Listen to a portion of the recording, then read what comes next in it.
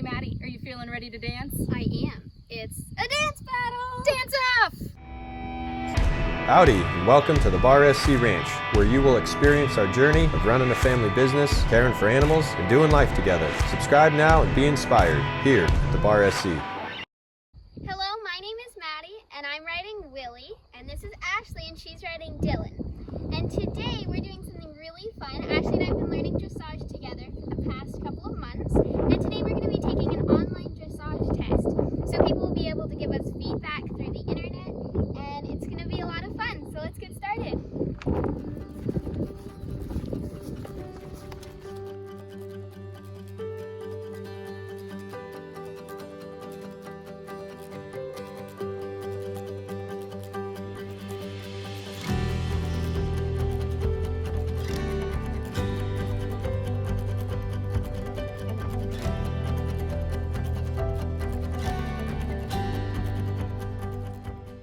So dressage is typically considered the basis of all different kinds of styles of riding. Lots of people all over the world, when they're starting a new horse under saddle, you get started by teaching them just to move forward, to steer, to stop. And then you want to start teaching them, what are the basic principles of dressage, which is listening to your aids. So your horse should be responsive, respectful, prompt when you ask them to do something. But not running away with you or anything crazy like that. It can apply to all kinds of different disciplines. So even if, Dylan and I are just out on a trail ride one day, what if there's a log in the way, or I need to go through a gate next to somebody without him running me into the pole? The fact that when I put my leg on, he moves over off of it is very, very important for my safety, for his safety. If we were going to do even barrel racing, something like that, those fast turns that may look like, oh, all that person's doing is pulling really hard and their horse is turning, if they don't have some of those dressage principles in place, their horse is not going to be balanced enough to make that turn without falling over. So applying dressage to, even your reining pattern or jumping. People who do jumping, they have what they call flat days, which are days that they train without jumping. And it's very important that they're working on that horse being responsive to their aids. It's important that their horse will move sideways, pick up the correct lead, choose the gait that they want, and all of those are principles that we learn and practice and really try and, get as close to perfection as we can when we're practicing dressage. So Dylan and I have been working on our dressage test, and his willingness to listen to my aids, which would be my legs, my seat, my hands, my voice. I'm also wearing little tiny spurs that you can see. Dylan really doesn't need those. He tends to be on the faster end, the more responsive end naturally. But part of dressage is that your horse is willing to listen to your reins and your forward aids, so sending him forward so that he's not stopping. So where if I squeeze a little bit with my legs, telling him I want him to move forward, and at the same time pick up a little bit on my reins, so I shorten my reins up, his nose should come down to me, because I'm telling him move forward, but pull your head a little bit back towards my hands.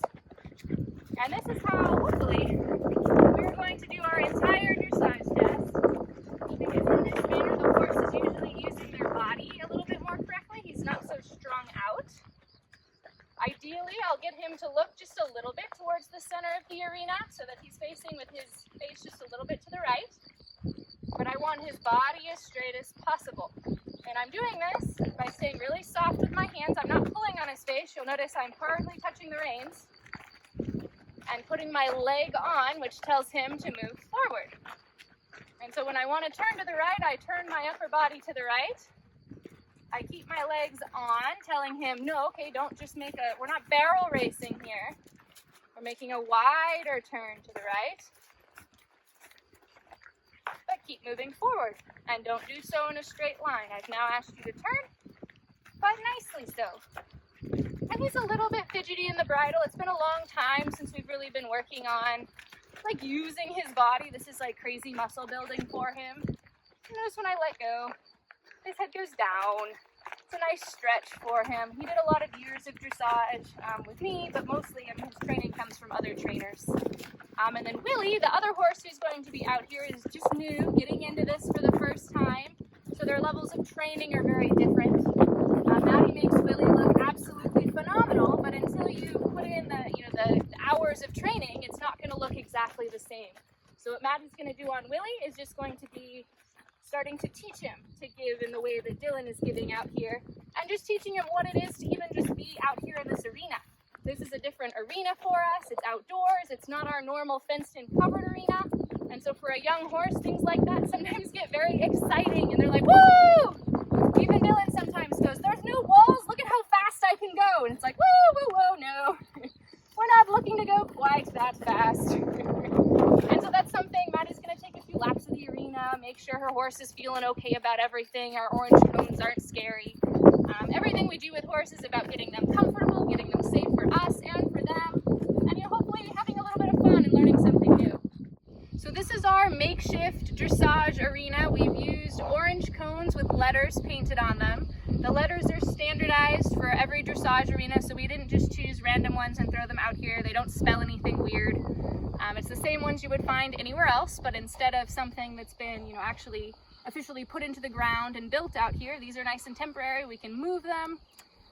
It's a 40 by 20 meter rectangle, and our pattern is going to be, it's basically like if you were to do an obstacle course, but without any kind of a jump. So we have a pattern that we need to follow, and we're going to be doing that as correctly and as well as we can in accordance to what we are asked to do. So what we're going to do today is start entering at A back there, which is this cone directly behind me. We're going to enter at our trot, come straight into the center, almost exactly where we're standing, but hopefully straighter. Dressage is all about straightness and correctness and bend, but not, this is very cattywampus. If we came in and stopped like this, it would be like crazy drag racing. It's not what the judges are looking for. We're going to take back off straight.